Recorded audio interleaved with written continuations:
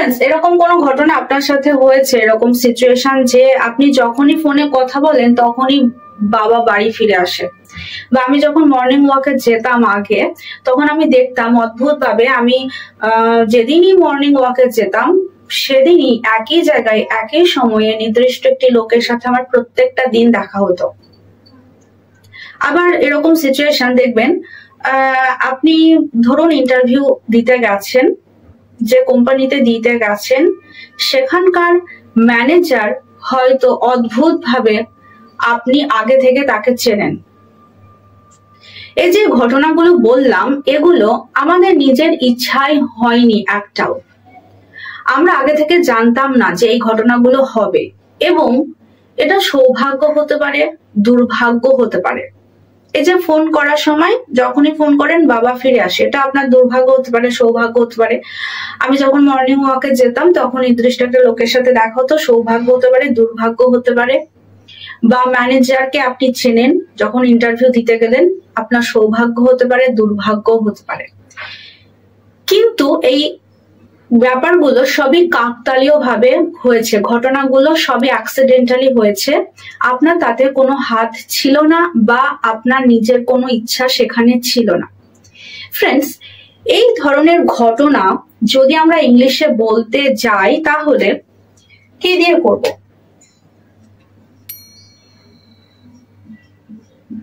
Happen to. দেখুন, happen to যখন আমরা হ্যাপেন টু কখন ব্যবহার করি? আমরা এই যে ঘটনাগুলো বললাম, ফরচুনেটলি বা আনফরচুনেটলি, অ্যাক্সিডেন্টালি যখন কোনো ঘটনা ঘটে, নিজের কন্ট্রোল থাকে না, নিজের ইচ্ছায় যখন হয় না, তখন আমরা হ্যাপেন টু ব্যবহার করি। আমরা এই ধরনের সেন্টেন্স যখন গঠন করি তখন আমরা কি ব্যবহার করি, কোন ওয়ার্ড গুলো ব্যবহার করি? ফরচুনেট, আনফরচুনেট, বা স্ট্রেঞ্জলি ইনাফ, বা ফরচুনেট ইনাফ, এই ধরনের ফ্রেজ বা ওয়ার্ড আমরা ব্যবহার করি, তাই না? কিন্তু আমরা অ্যাডভান্স লেভেলের সেন্টেন্স যদি গঠন করতে যাই তাহলে হ্যাপেন টু দিয়ে আমরা করতে পারি, এবং হ্যাপেন টু দিয়ে সেন্টেন্স গঠন করা কিন্তু খুবই সোজা। হ্যাপেন টু এর সাথে আজকে আমরা শিখে নেব happen to be এবং happen to have। happen to be, happen to have, এগুলোকে যদি আমরা পাস্টে করতে যাই তাহলে happened to হবে, happened to be এবং happened to have, অর্থাৎ ed যোগ হবে, ওকে? happen to be এবং happen to have। Friends, happen to কখন ব্যবহার করি? যে সিচুয়েশনের কথা আমি বললাম happen to, এবং এরপরে ভার্বের বেস ফর্ম হবে, ওকে? Base form. তার আগে happen to এর আগে সাবজেক্ট হবে, happen to subject, happen to plus ভার্বের বেস ফর্ম প্লাস অবজেক্ট বা আদার ওয়ার্ড যদি থেকে থাকে। তাহলে বললাম যে ইন্টারভিউ দিতে গেছেন, কাকতালীয় ভাবে ম্যানেজারকে আপনি চেনেন, সেটা আপনার সৌভাগ্য হতে পারে, দুর্ভাগ্য হতে পারে। কিন্তু মজার বিষয় হলো আমরা যখন হ্যাপেন টু দিয়ে সেন্টেন্স গঠন করব তখন ফরচুনেটলি বা আনফরচুনেটলি এই শব্দগুলো আমরা ব্যবহার করব না। এই শব্দগুলো ব্যবহার করার কোনো প্রয়োজন নেই যখন আমরা হ্যাপেন টু দিয়ে সেন্টেন্স গঠন করব। খুবই সোজা ভাবে আমরা সহজ সরল ভাবে হ্যাপেন টু দিয়ে সেন্টেন্স গঠন করতে পারি। তাহলে বাংলাটা আমি বলছি না, বাংলাটা স্ক্রিনে আমি লিখে দেব। দেখুন কি বললাম, যে কাকতালীয় ভাবে বা যদি বলি সৌভাগ্যবশত আমি ম্যানেজারকে চিনি। সৌভাগ্যবশত আলাদা করে লেখার প্রয়োজন নেই, এটাকে এভাবে লিখবো, আমি ম্যানেজারকে চিনি। সাবজেক্ট আই, সাবজেক্টের জায়গায় আই লিখলাম। তারপরে কি লিখতে হবে? হ্যাপেন টু, চিনি যেহেতু প্রেজেন্টে, happen to, I happen two.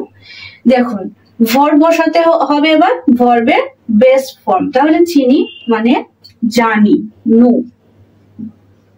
Base form লিখলাম আই হ্যাপেন টু নো, কাকে? অবজেক্ট হিসাবে কাকে চিনি? ম্যানেজারকে, দ্য ম্যানেজার।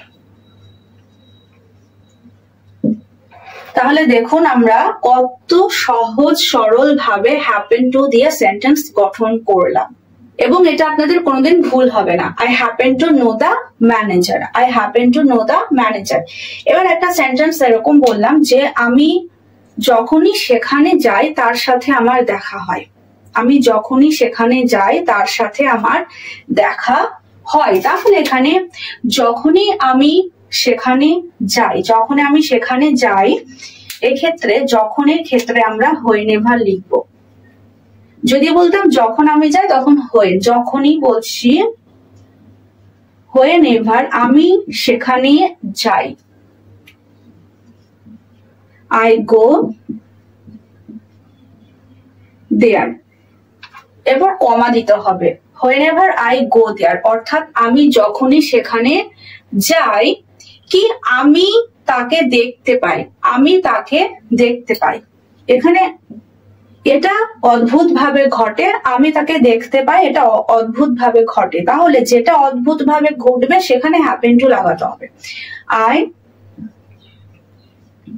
অদ্ভুত ভাবে আমি তাকে দেখতে পাই, আই হ্যাপেন টু দেখা, see I happen to see, বা যদি বলি যে তার সাথে সাক্ষাৎ হয় তাহলে মিট আমরা লিখতে পারি। আই হ্যাপেন টু সি কাকে দেখতে পাই, তাকে, হিম বা হার। Whenever I go there, I happen to see him. Whenever I go there, I happen to see him. আবার এরকম সেন্টেন্স যে যখনই আমি ফোনে কথা বলি তখনই বাবা বাড়ি ফেরে, সেক্ষেত্রে যখনই আমি ফোনে কথা বলি, whenever অর্থাৎ যখনই আমি ফোনে কথা বলি, আমি কথা বলি, আই টক অন, কোথায় কিসে কথা বলি, ফোনে কথা বলি, on the phone, comma, whenever I talk on the phone, তখনই অদ্ভুত ভাবে বাবা বাড়ি ফেরে। যেটা অদ্ভুত ভাবে হবে, অ্যাক্সিডেন্টালি হবে, সেটাতে হ্যাপেন টু লিখতে হবে। তাহলে ফাদার, আমার বাবা লিখলাম মাই ফাদার, হ্যাপেন্স টু হবে কিন্তু, হ্যাঁ, my father happens to, third person singular number, সেই কারণে হ্যাপেন্স এবং প্রেজেন্ট বলে। মাই ফাদার হ্যাপেন্স টু কি বাড়ি ফেরে, রিটার্ন হোম, বা বাড়ি আসে, কাম হোম আমরা লিখতে পারতাম। whenever I talk on the phone, my father happens to return home. এবার past tense এর একটা সেন্টেন্স happened to দিয়ে শিখি। দেখুন আমি বললাম এরকম সেন্টেন্স যে যখনই তুমি পার্কে আসতে তখন আমিও পার্কে আসতাম বা পার্কে যেতাম, ঠিক আছে? তাহলে এই সেন্টেন্সটাকে যখনই তুমি পার্কে আসতে, পাস্টে বোঝাচ্ছে, whenever আসতে, came, you came to the park, whenever you came to the park। এবার accidentally কোনটা হচ্ছে না, তখনই আমিও পার্কে আসতাম, তখনই আমিও পার্কে আসতাম। তাহলে এখানে accidentally যেটা হচ্ছে সেখানে happened to লিখবো, I happened to, happen to আছে, ইনফিনিটিভ আছে কিন্তু এখানে, সেই কারণে এখানে কিন্তু কেম হবে না, ওখানে happened লিখে দিয়েছি, এখানে কাম হবে। I happened to come to, I happened to come to, বা এটাকে এভাবে বলতে পারি, I happened to come to the park। I happened to অর্থাৎ আমি অদ্ভুত ভাবে পার্কে আসতাম, I happened to come to the park কি যখনই তুমি আসতে। তাহলে এখানে কিন্তু every time লিখতে হবে, park every time you did। এখানে you did আমরা do, যখন শুধুমাত্র do নিয়ে আলোচনা করেছিলাম তখন শিখেছিলাম যে পুরো সেন্টেন্সটা না বলে এখানে শুধু do দিয়ে আমরা সেই সেন্টেন্সটা লিখতে পারি, যেহেতু পাস্টে হতো, সে আসতো, সেই কারণে did। Okay, I happened to come to the park every time you did. Friends, এবার শিখি happen to be. happen to be আমরা কখন ব্যবহার করব? happen to be কখন ব্যবহার করব, কি করে সেন্টেন্স বানাতে হয়, এর মানে কি দেখুন। happen to be বা পাস্টে হলে happened to be, ওকে? তাহলে happen to be মানে হলো state of being, state of being, অর্থাৎ কারো কিছু হওয়া বোঝাবে, কারো কিছু হওয়া বা কারো অবস্থা বোঝাবে, কোনো বস্তু বা কোনো ব্যক্তির অবস্থা বোঝাবে বা কারো কিছু হওয়া। যেমন আমি বললাম যে সৌভাগ্যবশত সে আমার কাকু, সৌভাগ্যবশত সে আমার কাকু, বা সৌভাগ্যবশত সে আজ অফিসে আছে, তাই না? এটা অবস্থা বোঝাচ্ছে, কোথায় আছে, তার একটা স্টেট বোঝাচ্ছে, অফিসে আছে সে। বা সৌভাগ্যবশত যখন বাচ্চাটা যখন জলে পড়ে গিয়েছিল, সৌভাগ্যবশত সেখানে বা কাকতালীয় ভাবে সেখানে একজন ডুবুরি ছিল, এরকম সেন্টেন্স আমরা বলি, তাই না? তাহলে দেখুন হ্যাপেন টু বি লিখলে পারে সেই সৌভাগ্যবশত বা দুর্ভাগ্যবশত এটা প্রকাশ করবে। তাই বললাম যে সৌভাগ্যবশত বা কাকতালীয় ভাবে, সৌভাগ্যবশত দুর্ভাগ্যবশত বাদ দিলাম, কাকতালীয় ভাবে বা অদ্ভুত ভাবে সে আমার কাকু। তাহলে হি, এখানে কিন্তু ইজ লিখবো না, হি ইজ মাই আঙ্কেল এটা কিন্তু লিখবো না, সে আমার কাকু এটা আমি বলছি না, কাকতালীয় ভাবে বা অদ্ভুত ভাবে বা সৌভাগ্যবশত সে আমার কাকু এটা প্রকাশ করছি, সেই কারণে হি এর পরে হ্যাপেন্স, দেখুন এটা হওয়া বোঝাচ্ছে, কিছু হওয়া বোঝাচ্ছে, সেক্ষেত্রে হ্যাপেন্স টু বি আমরা লিখবো, happens to be, he happens to B.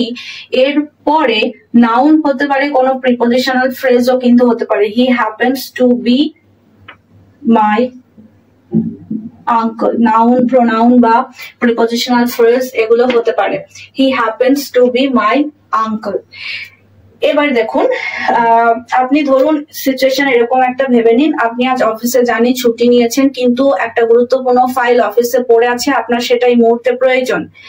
Fortunately আজকে যার অফিসে যাওয়ার কথা ছিল না সে গেছে, সে গেছে। তাহলে এটা যে অদ্ভুত ভাবে বা আমি যদি বলি যে সৌভাগ্যবশত সে আজ অফিসে আছে, তাহলে সৌভাগ্যবশত কাকতালীয় ভাবে লেখার প্রয়োজন নেই, হি হ্যাপেন্স টু বি। দেখুন হ্যাপেন্স টু বি এরপরে কোথায় আছে, অফিসে আছে, এটা আমরা সরাসরি লিখে দেবো, happens to be in the office, in the office, at the office, in the অফিসের মধ্যে কি পার্থক্য আলোচনা করেছি, ইন দা অফিস টুডে, আজ। Okay, he happens to be in the office today. এবার একটা পাস্ট টেন্স শিখে নিই। ধরুন একটা বাচ্চা জলে পড়ে গেছে এবং সৌভাগ্যবশত সেখানে একজন ডুবুরি ছিল। A child fell, a child fell into হবে the water, a child fell into the water। এখানে দেয়ার লিখতে হবে, দেয়ার এর ব্যবহার কেন এখানে হলো সেটার পরে সেশনে আমরা আলোচনা করব। আর child fell into the water, there সৌভাগ্যবশত সেখানে একজন ডুবুরি ছিল, দেয়ার হ্যাপেন্ড হবে, ওকে, হ্যাপেন্ড ছিল, happened to be a driver না ডাইভার, দেয়ার। এই দেয়ার মানে কিন্তু, এই দেয়ার মানে কিন্তু সেখানে, এই দেয়ার মানে কিন্তু সেখানে, আর এই দেয়ার হচ্ছে ডামি সাবজেক্ট, এটা নিয়ে আমরা একদিন আলোচনা করব, খুবই important. There happened to be a diver there. এবার শিখি হ্যাপেন বা happened to have. Happen to have পাস্টে যদি হয় হ্যাপেন্ড টু হ্যাভ, এটা কখন ব্যবহার করব না, যখন কারো কাছে কিছু থাকা বোঝাবে, হ্যাভ মানে কি? পজিশন বোঝাচ্ছে, অধিকার বোঝাচ্ছে। তাহলে কারো কাছে যদি কিছু থাকা, কোনো বস্তু বা কিছু, যা কিছু থাকা বোঝায়, তখন আমরা হ্যাপেন টু হ্যাভ লিখবো। অদ্ভুত ভাবে সেটা বোঝাবে।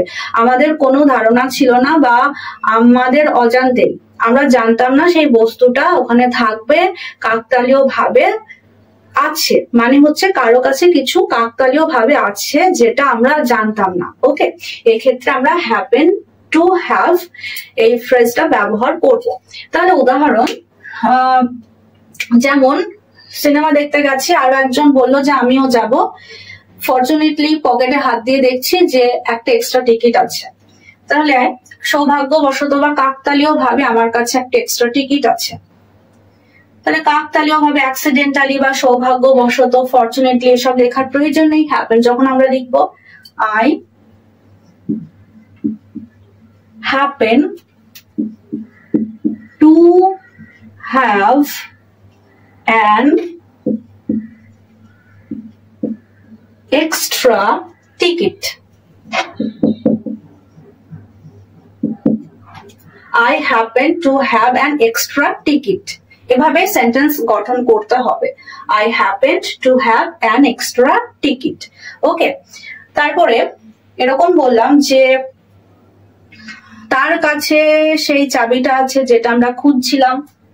সৌভাগ্যবশত আমরা সারা বাড়ি খুঁজে বেড়াচ্ছিলাম, ভাবলাম যে পাবো না, কিন্তু সৌভাগ্যবশত তার কাছে আছে। She happens to have the key we were, এটা আমরা খুঁজছিলাম, এখানে were হবে। ওকে, এটা পাস্টে হবে। we were looking for মানে খোঁজা। she happens to have the key we were looking for। এবার নেগেটিভ যদি করি, বললাম যে তোমার কাছে কোনো টাকা নেই, মানে ফরচুনেটলি, আনফরচুনেটলি তোমার কাছে কোনো ক্যাশ নেই। আনফরচুনেটলি তোমার কাছে কোনো ক্যাশ নেই, সরি ইউ হবে, তোমার কাছে বলেছি তাই না, ইউ। তাহলে যদি নেগেটিভ হয় তাহলে কি করতে হয়? ডোন্ট আগে, ডু নট আগে বসাতে হবে। তাহলে you don't happen to have, এভাবে লিখতে হবে। You don't happen to have এর আগে নেগেটিভ যদি করি তাহলে ডু নট হবে। এটা যেহেতু দেখুন, এটা যেহেতু ইউ আছে সেই কারণে এখানে ডু হয়েছে। এটা যদি হি হতো তাহলে এটা ডাজ হতো, ডাজ নট হতো, he does not happen to have হতো। ওকে, তাহলে you don't happen to have, কি বললাম? কোনো টাকা নেই, any cash. You don't happen to have any cash. এবার একটা পাস্টে, ধরুন বেড়াতে গিয়েছেন, কোথাও গিয়েছিলেন এবং রাস্তা হারিয়ে ফেলেছেন, কিন্তু সৌভাগ্যবশত একজনের কাছে ম্যাপ ছিল। তাহলে তার কাছে, সৌভাগ্যবশত তার কাছে একটা ম্যাপ ছিল যখন আমরা হারিয়ে গিয়েছিলেন। এরকম যদি সেন্টেন্স আমরা লিখি, হি happened to have a map. He happened to have a map. এরপরে কি লিখতে হবে? When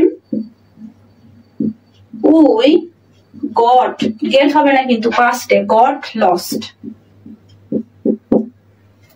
He happened to have a map when we got lost. So friends, আজকে আমরা শিখে নিলাম অ্যাডভান্স লেভেলের সেন্টেন্স কি করে বানাতে হয় হ্যাপেন টু বি এবং হ্যাপেন টু হ্যাভ দিয়ে। আপনাদের কাজ হলো happen to be, happen to have দিয়ে যতগুলো সেন্টেন্স বানাতে পারবেন ততগুলো সেন্টেন্স বানিয়ে প্র্যাকটিস করা। নিজেরাই প্র্যাকটিস করবেন, দেখবেন একদম ইজি হয়ে গেছে ব্যাপারটা। আর যদি কোনো সমস্যা হয় অবশ্যই কমেন্ট সেকশনে কমেন্ট করে জানাবেন। তাহলে দেখা হচ্ছে পরের সেশনে এরকম নতুন নতুন সেন্টেন্স স্ট্রাকচার নিয়ে। আর বলছি, যদি সেশনটা ভালো লাগে অবশ্যই লাইক করবেন, শেয়ার করবেন, কমেন্ট করবেন, কারণ আপনাদের কমেন্ট ইন্সপায়ার করে আরো নতুন নতুন এরকম ভিডিও বানানোর জন্য। তো দেখা হচ্ছে পরের সেশনে, ততক্ষণ সবাই ভালো থাকবেন, সুস্থ থাকবেন। Thank you.